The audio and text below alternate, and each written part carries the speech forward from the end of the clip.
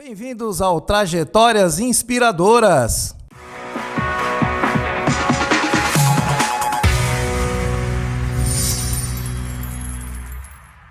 Hoje tenho o prazer de receber aqui o Dr. Luiz Henrique Risati Garcês. Ele que é embaixador do curso de Direito da Unisul, Campus Içara e Criciúma e que advoga numa área muito interessante, muito atual, que é a questão da holding familiar. Ele que participou de um intercâmbio junto com a parceria com a Unisul, vai contar para nós um pouquinho de como que foi esse intercâmbio, como foi essa viagem. Ele vai trazer para nós aqui algumas dicas sobre holding familiar e toda a sua estratégia na advocacia. Tenho o prazer de receber aqui meu amigo Luiz Henrique. Vou só chamar Luiz Henrique, fica mais fácil, né? O Luiz Garcês. Seja bem-vindo ao Trajetórias Inspiradoras. Obrigado pelo convite e muito feliz com a presença aqui na Trajetórias Inspiradoras. Muito bem. Você fez o curso de Direito na Unisul, começou em Içara, terminou em Criciúma, né? Verdade. E aí, conta para nós aqui, né, como é que foi essa entrega, como é que foi a questão de estrutura, a preparação, como que você sentiu o acolhimento enquanto aluno dentro da universidade? A universidade ela tem uma pegada muito diferente à Unisul, ela tem uma questão muito familiar, assim, um ambiente muito familiar. Então, quando eu entrei no curso, uma das coisas que me chamou a atenção enquanto eu estava pesquisando os cursos de direito da região foi essa sensação de ambiente acolhedor, assim, e isso a gente encontrou em Içara de uma forma muito especial. E, enfim, aí eu acabei me envolvendo bastante, fui diretor do DCE lá, organizamos algumas viagens, né? Até o professor, na época, quase participou, acabou não indo participar. Isso, exato. Teve essa viagem para Brasília, então foi a primeira turma de Içara que foi a Brasília, então passeamos lá, visitamos a Câmara de Deputados, o Senado, conseguimos ir também em alguns lugares ali no Palácio Planalto, enfim, foi uma coisa bem legal. E todo esse clima sempre muito acolhedor da Unisul. E a transição também foi bem bacana, porque a gente tinha essa preocupação de perder esse ambiente acolhedor quando fosse trocar de campus para Criciúma, mas não, foi uma transição muito bacana. A gente sentiu que transportou aquele mesmo ambiente, só que para uma localização melhor, uma estrutura mais moderna. Perfeito. Foi muito bom. Luiz, conte para nós aí como é que foi essa questão dessa viagem internacional que você fez, né? Você acho que foi para a Europa, salvo engano, né? Conta para nós. Uhum. Como que você ficou sabendo desse programa, inscrição, a Unisul te ofertou, você foi um sorteio, como é que aconteceu isso? Eu sempre falo e falava brincando pro pessoal, fica de olho porque às vezes tem aquele e-mailzinho que cai na caixa de spam, sabe? Que a gente não valoriza. Eu sempre tô vasculhando, isso é um hábito que eu tenho até hoje, né? Às 7 horas da manhã eu tenho uma rotininha ali de depois de fazer meu exercício físico, dar uma olhada nos e-mails e dar uma selecionada ali o que é interessante. E nessas aí apareceu o e-mail do International Office, né, que é o programa de internacionalização da Unisul e Ânima, né, com o grupo Ânima. Então tinha lá uma oportunidade, aliás, apareceram várias oportunidades, enfim, em parceria com um grande banco aí que tem sede na Europa e essa chamava Top Espanha, o nome desse programa. Então, nós, no caso, selecionados, iríamos passar um período de intercâmbio e com tudo pago mesmo, assim, passagem, até o transfer para o aeroporto, tudo bancado aí por conta dessa parceria aí, com o banco ali também, com a Bolsa de Estudos. E aí, com essa questão da parceria, quem fosse aprovado teria todo esse custo bancado, inclusive a estadia lá, alojamento com refeições, enfim, tudo que pode se imaginar assim, estar incluso. Então me chamou muito a atenção esse programa aí do Top Espanha. E é justamente para uma universidade, chama Universidade de Salamanca. É uma das mais antigas da Europa. Eles têm até uma rixa lá, uma briga, se é a mais antiga lá ou se é uma universidade da França. Então eles têm até essa... Notre Dame, se eu não me engano. Enfim, eles têm até essa rixa aí. Mas é uma universidade com quase 900 anos, que é essa universidade em Salamanca, fica próxima a Madrid. E como que funcionou esse processo seletivo? Na verdade, foram várias etapas. Então, já como pré-seleção ali, existia um critério de nota de corte. Se a pessoa não tivesse ali, se o candidato não tivesse uma média global 90, né, uma média acima de 9 em todas as matérias, não podia participar, estava automaticamente eliminado. Então foi uma coisa bem criteriosa. Outra coisa que acho que relevou bastante ali nessa questão do processo foi o passaporte. Então, eu já tinha passaporte, já tinha viajado. Quem não tinha passaporte na época, infelizmente, não conseguiu participar do programa. Então, como uma etapa, são algumas etapas, mas era num período de espaço curto, poucos meses, acredito que também tem essa questão do passaporte. Então, eu sempre dou essas dicas aí para quem está interessado em internacionalização, intercâmbio. Tem muita opção e a Unisul, inclusive, através desse International Office, oferece muitas opções de internacionalização. E as bolsas, volta e meia, vêm com essas parcerias aí volta e meia vem muitas oportunidades boas. E eu sempre estava de olho, sempre de olho. E aí que legal, né, Luiz? Porque assim, eu escuto muitos alunos comentarem, né, que Unisul, nós temos Unisul aqui no Campo Sul, né, Araranguá, Criciúma, Braço Norte, Tubarão, e tem Unisul na Grande Florianópolis, hoje também em Itajaí. E eu ouço muitos alunos comentarem, mas não, nada chega aqui para nós no Sul.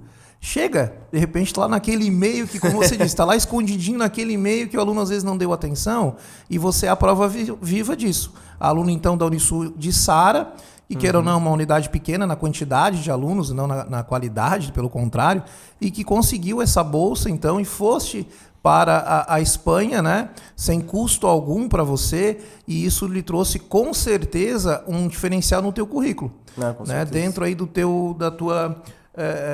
teu período enquanto aluno, você soube aproveitar o que a Unisul te oferece em todos os sentidos, né? E aí, então, assim, Luiz, o que essa experiência lá que você teve nessa viagem, ela influenciou hoje na tua carreira, na tua visão de mundo? Destaca para nós aqui o que você pôde aproveitar de forma bem objetiva desse intercâmbio. Muita coisa, na verdade tudo, porque isso direcionou a minha carreira, na verdade me fez até ter uma visão de mudança de carreira. Só concluindo ali do processo seletivo, até para deixar claro, foi um processo seletivo bem extenso, né? Foram 3 etapas. Então a primeira era análise de currículo, tinha que mandar um vídeo, já foi aí o corte maior. Na segunda etapa era uma entrevista com o pessoal que fica na sede, acho que na Pedra Branca ou na ilha, em Florianópolis. E aí, dali foi selecionado só um aluno da Unisul. E aí, eram 3 vagas para todo o ecossistema Anima. Então, depois eu tive que, na época, passar por uma última etapa também, concorrendo com os outros alunos. Aí, acho que na época eram 18 universidades que a Anima tinha dentro das instituições de ensino. Hoje, acho que já são mais. Mas, enfim, aí, partindo para respondendo a tua pergunta, né, Francisco? Acho que foi tudo, na verdade, porque chegando lá a gente tem um contato muito grande, né? O contato com outra cultura, quem tem a oportunidade de viajar, eu sempre falo, viaje porque é a melhor coisa que tem. O contato com outra cultura abre a nossa mente, né? Expande os nossos horizontes mesmo. E lá foi um choque cultural bem grande. A questão de conhecimento aí com uma segunda língua, acho que isso para todo mundo que estava lá, porque não eram só alunos de direito, tinha alunos de universidades do Brasil todo participando desse programa aí. Então, só a questão da língua e do contato com outras universidades, com outros alunos e com outra cultura foi muito válido. E aí lá, dentro desse programa, além da língua, que era o principal, a gente tinha que direcionar para outras matérias. E aí eu fui, logicamente, me preocupar com questões que eu acho interessante, que é questão histórica, questão econômica, então fiquei muito focado nessa área. Inclusive lá eu fui entender mais como é que funciona a questão de tributação lá no exterior. Isso aí me chamou muita atenção, porque eu comecei a olhar Espanha, Europa, falei, mas o que está acontecendo? Por que esses países tão desenvolvidos aí têm uma carga tributária de 40% em cima de heranças, 50%, na França 60%? Quer dizer, ninguém falece nesse país, não faz sentido, né? E aí eu comecei a olhar mais para essa questão. E aí deu start para você começar a se preparar para se especializar para a tua área que estás advogando agora, que estás trabalhando, que é o holding familiar, né? Isso. Eu gosto de falar planejamento patrimonial. Até falo planejamento patrimonial da família. A holding, ela é uma... Hoje, claro, né, é muito popularizado, tá? A internet, principalmente, com certeza é o principal instrumento. Mas a gente, claro, tem outros instrumentos. Eu nem uso a palavra sucessório, inclusive, não gosto. Tá. Planejamento sucessório não, porque nem tem sucessão, não né? Tem sucessão. Não se abre inventário, então eu falo planejamento patrimonial da família, acho que é o termo mais então, correto. Vamos falar um pouquinho sobre isso, então. Lembrando, né, o Luiz fez o curso de Direito na Unisul, fez estágio lá no NPJ Unisul, inclusive tu fez estágio obrigatório e também fez estágio remunerado lá, né? Tu fosse nosso estagiário remunerado. Fui. E assim, passou, fez a prova da OAB, passou também, começou a advogar. E aí, aproveitando o gancho, né, sempre aqui, lembrando que o podcast Trajetórias Inspiradoras tem sempre aqui o apoio da Focus Produções e do Desafio OAB 360. Então, você que está fazendo aí a segunda fase da OAB e precisa daquele auxílio, aquela ajuda para a segunda fase, conte aí sempre com o Desafio OAB 360. Então, esse termo hold familiar, de fato, é um termo mais popular, né? E diga para nós aí, afinal de contas, O que é isso? Conta para o público Legal. aqui o que é holding familiar ou outro termo que de repente seja mais técnico, né? Sim. Porque é algo que realmente está em alta, o pessoal comenta muito sobre o assunto, mas é aquela coisa, né?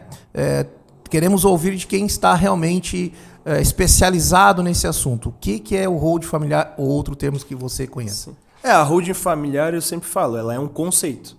Hoje, Francisco, não existe uma empresa do tipo holding. A gente vai lá, nem vai mais presencialmente, né? Hoje online, na junta comercial, por exemplo, aqui na Jusesc, Santa Catarina, a gente vai abrir uma empresa, nós temos lá empresa do tipo limitada, empresa SA, enfim. A holding, não existe uma empresa do tipo holding. Claro, existe aquele tal do CNAE, que é aquele código da natureza lá de atividade econômica, que é o código de empresa com atividade de holding, mas isso é um conceito. Então, a holding, ela nada mais é que na essência, né? Na sua essência, uma empresa que serve para controlar outras empresas. Ou seja, se a gente pegar as 1000 maiores empresas aí do mundo, nenhuma delas vai ter lá o Francisco ou o Luiz como sócio. Todas vão ter uma holding, porque ela tem essa natureza que vem lá da Inglaterra, após a Revolução Industrial, de empresa controladora. Isso para organizar e para proteger negócios. E o familiar entra aí nesse conceito de levar um patrimônio da família para aquilo. Ou seja, levar o patrimônio que está numa família hoje, pessoa física, para uma empresa, para um CNPJ, para uma estrutura, né, ficção que a gente criou aqui, jurídica, né, chamada CNPJ,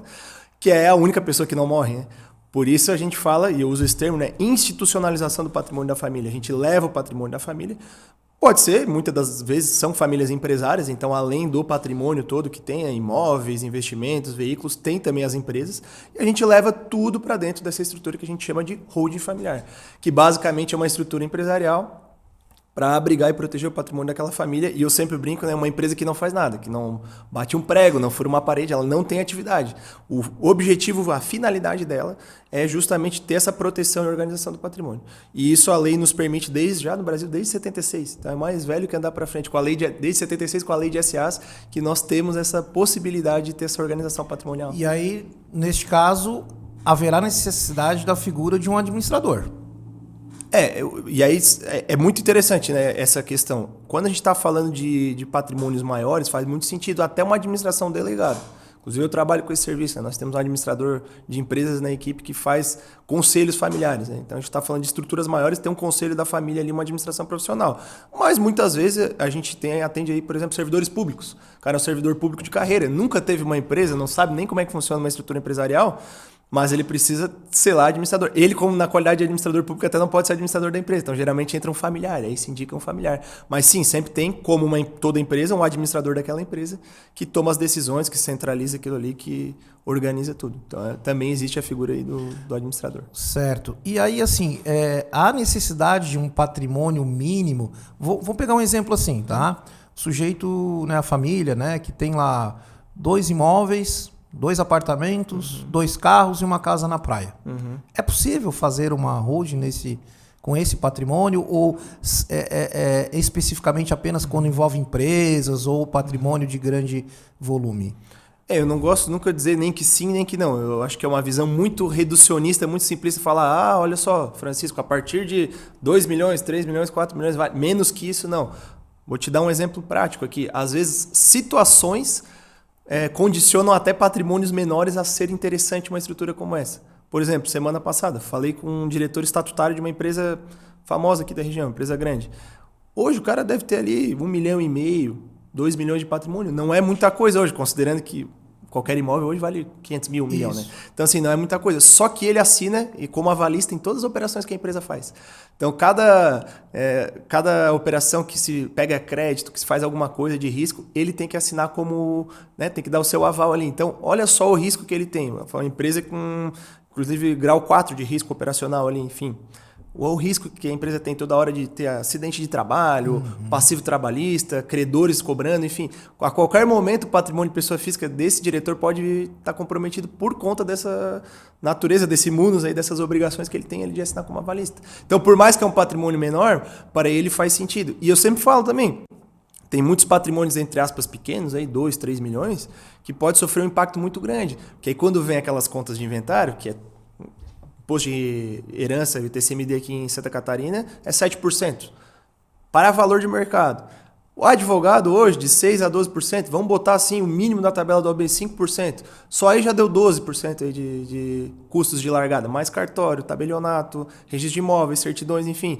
É comum de largada já a gente ter uma perda de 15% do patrimônio. Então imagina a família que tem ali então 2 milhões de patrimônio aí somado nesses imóveis. 3 milhões, enfim. A gente está falando aqui já de 300 mil, hein? Muitas vezes de custo já de largada do inventário. Então não se tem aquele caixa, porque o pai construiu aquilo, a gente vai olhar os valores históricos do imposto de renda, o imóvel que hoje vale 1 milhão foi comprado por 100 mil, há 20, 30 anos atrás. Sim. Então foi se construindo esse patrimônio, a pessoa até talvez tenha uma reserva de emergência ali, mas não tem 300, 400 mil para os filhos pagarem, os filhos menos ainda. Então o que acontece inevitavelmente nesses casos é aquela liquidação de patrimônio mesmo.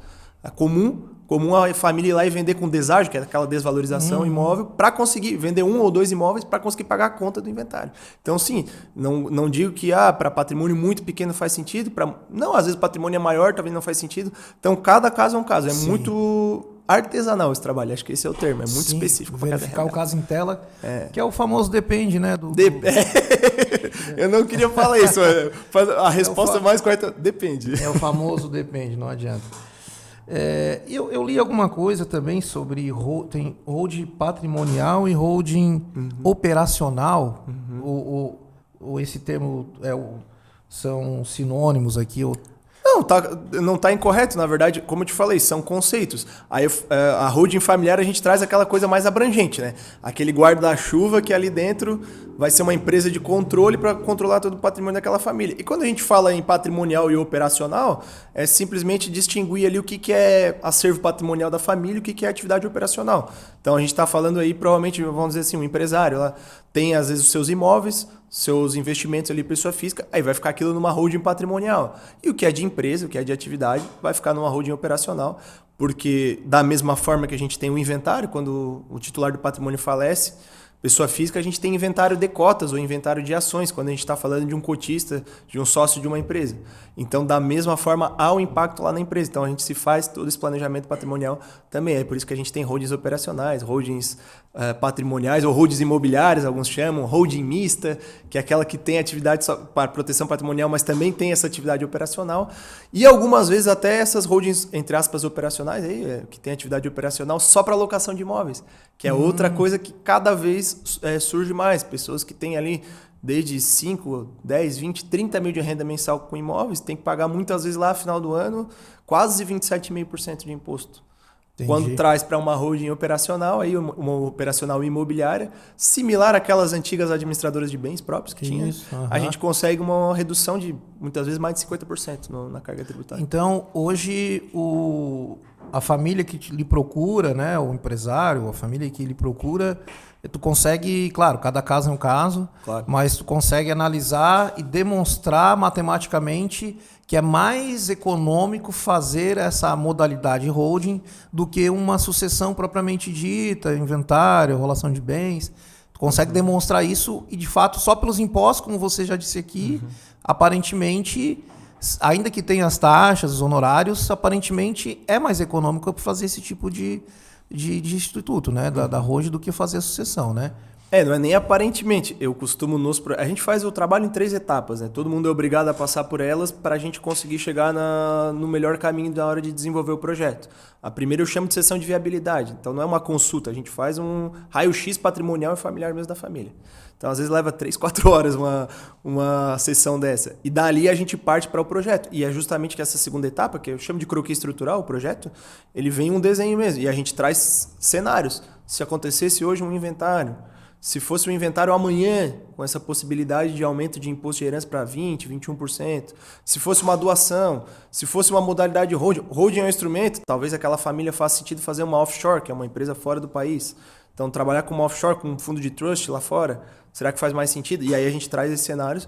E sim, o planejamento patrimonial, via de regra, ele vai trazer de 40% a 60% de economia em relação à doação tradicional em cartório, que é aquela doação que eu sempre bato mesmo, porque mesmo que haja usufruto, aquelas cláusulas de proteção todas, ela tira, de certa forma, o controle dos pais, porque daqui a pouco quer vender um imóvel ou outro, vai ter que depender de um herdeiro para assinar, ou pior, de um agregado, de um genro, de uma nora, dependendo do regime de bens ali, né, da situação do casamento. E o pior também, acho que isso aí para todos os casos, Na verdade, acho não, com certeza para todos os casos. A questão da divergência é pontual, mas para todos esses aí tem que pagar o mesmo imposto de herança. E TCMD é imposto de transmissão, causa mortes e doação. Então, Isso. o imposto de doação é o mesmo imposto de herança. Então, vai pagar uma fortuna ali igual. Então, a gente consegue essa economia muito grande. E ao inventário, pelo menos 80% de economia. Um projeto bem estruturado aí com uma holding familiar. Já fiz projetos, por exemplo, de 93%, 92% de economia. Interessante. Porque aí, claro, né, varia de caso a caso. Até porque, né, a tua sede é Criciúma, né? Santa Catarina. Mas tu pode atuar em qualquer local, qualquer região do país. E o ITCMD, ele tem uma variação, cada estado tem uma... Não, podendo chegar até valores maiores conforme o estado, né? Isso, por exemplo, Rio de Janeiro a gente chega a 8%. O São Paulo hoje é 4% fixo, né?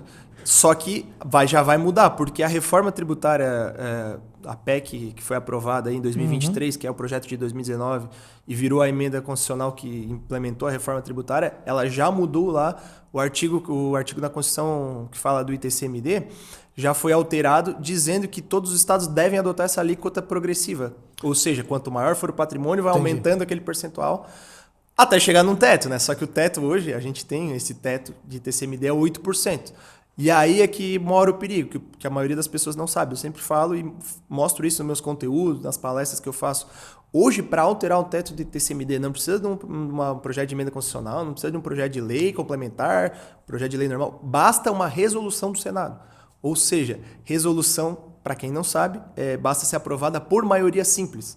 Então a gente tem ali hoje 81, 82 senadores, né? Basta que metade deles mais um estejam presentes e dessa metade dos presentes, metade deles mais um votem a favor e basicamente digam, não, agora a gente quer aumentar o teto para 30%, para 20%, para 40%. E já tem projetos lá rodando faz bom tempo para aumentar para 16% e tem um do próprio CONFAS que foi aprovado em 2015 e foi enviado para o Senado nessa época também para aumentar para 20%. E também tem mais uma situação que é o grupo de estudos da reforma tributária. Então, os secretários de Fazenda dos estados se reuniram, agora liderado pelo secretário de Fazenda de Minas Gerais, salvo engano, e ano passado apresentaram um projeto para aumentar para 21% o teto desse imposto de herança. Não um projeto, né? Uma ideia, né? Então, esse movimento vai ser cada vez mais comum.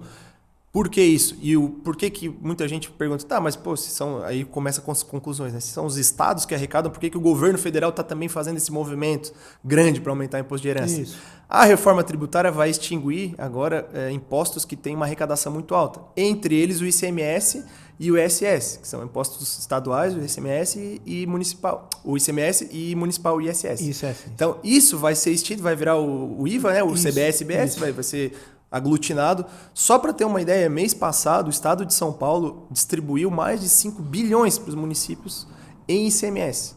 Distribuído aos municípios, não o que foi arrecadado. Então, assim, vai ser uma queda de arrecadação muito grande, vai beneficiar alguns setores. Tem que compensar em alguma...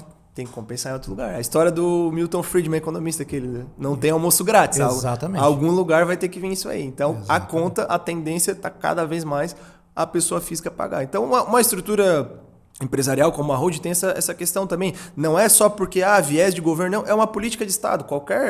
Vamos pegar o celular, né? Eu gosto de usar esse exemplo. Não é meu, é do professor Márcio Carvalho, um professor meu gênio aí. Ele falou, o celular na minha mão, ele é grupo de WhatsApp, ele é figurinha, é família. O celular na mão da minha empresa, ele é negócio sendo gerado, contrato sendo fechado, cliente contratando a gente. Então, assim, tudo que a gente pensa em fomento econômico, a gente pensa em empresa. Por isso que nesses países como os Estados Unidos, que é um país super famoso por ter uma carga tributária baixa, o imposto de herança chega a 40%. Compensação. Porque não é para arrecadar. Ele fala do Milton Friedman, não. O Arthur Laffer, um economista de Harvard, tem a curva de Laffer, né? E ele fala, quanto mais vai aumentando o imposto, mais vai aumentando a arrecadação. Só que chega um ponto que vai aumentando a tributação, a arrecadação começa a diminuir. Por quê? Porque o contribuinte começa a tomar algumas condutas. Exato. Nesse caso, é uma conduta que o Estado espera mesmo, esses países desenvolvidos, ele espera que o contribuinte vá lá e abra uma holding, abra uma trust, abra uma estrutura empresarial e fomente a economia e organize seu patrimônio ali para fazer essa economia girar. No nosso caso ainda não. É uma tributação, que é um argumento que eles usam muito, né? Uma tributação muito baixa, uma das menores do mundo, é verdade. É verdade, mas ela ainda é uma tributação visando arrecadar. E é interessante que o herdeiro, né, ele não enxerga isso. Porque, tipo assim, ele tá recebendo uma herança, ele não trabalhou diretamente para isso, então é aquela coisa. Você pagaria 50% de imposto para receber 50%? O herdeiro, não, eu pago. Sim. Ó, tu tem 100 mil reais aqui de herança, tu tem que deixar 50 com o Estado, tudo bem? Não, tudo bem, eu tô ganhando. Só que tem a possibilidade de fazer de forma legal, lícita, né? E pagando menos. Eu acho que isso é importante, né? Na verdade, hoje, até, Francisco, esse é o pensamento que já até nem tem muito. Hoje tem cada vez mais comum, por exemplo, na minha área de atuação aqui, herdeiros vindo nos procurar. Filhos, principalmente quando é empresário, que o filho já está tocando a empresa, já está na operação ali, já está mais por dentro. Já está pensando lá na frente. Já está pensando lá na frente. E é uma coisa que é uma preocupação que a gente até pouco tempo não tinha. Mas por que ninguém falava disso? Porque vamos lá, talvez a gente ouvia um caso de alguma família muito rica lá que brigou por herança, mas não era o padrão, as pessoas estão de fato enriquecendo. Meu avô, quando faleceu, ele era zelador, tadinho, não tinha nada. Então, assim, ninguém sabia o que era inventário. Agora as famílias não, já começam a acumular patrimônio, e já começa a acontecer isso. E essa mentalidade, ela tá mudando muito.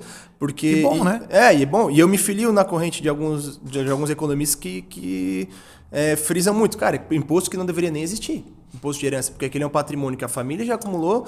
O filho não trabalhou, mas alguém trabalhou. A família já acumulou, já pagou os impostos, né, e muitas vezes gerou renda com aquilo. Isso. Né? Então, tanto é que Portugal, até hoje, não cobra o imposto de herança. Lá, o que a gente chama de herdeiros necessários é que eles chamam de herdeiros diretos. Né? Pai para filho ou de vô para neto não pagam imposto de herança. Interessante. E aí a gente tem essa cultura, né? Tem a cultura portuguesa, da capitania hereditária, de passar pai para filho, só que a nossa legislação é bem baseada na francesa, na italiana. Que aí... Países com alta carga tributária. Exatamente. Então fica essa confusão aí. E aí, Luiz, assim, ó, quem está nos assistindo, né, e deseja, tá interessado no assunto, tem dúvidas, eu sei que você faz muita live no teu YouTube, na tua conta Instagram, lives, né, em que você que está nos assistindo pode assistir as lives do Luiz e também tirar as dúvidas diretamente com o Luiz, diretamente com a equipe do Luiz. Quais são os contatos, Luiz? Qual é o teu Instagram comercial? Diga para nós aí que a gente vai colocar na tela, inclusive, para quem estiver nos assistindo, poder fazer contato com o Luiz e a sua equipe para você tirar as suas dúvidas, né? E de repente contratar aí o trabalho do Luiz e a sua equipe aí para fazer o seu hold familiar. Quais os contatos, Luiz? Minhas redes sociais, tanto YouTube, Instagram e TikTok, é @Luiz com Z, né? @Luiz.Garcês_. É Garcês com 6 aí no final. Então, @Luiz.Garcês_.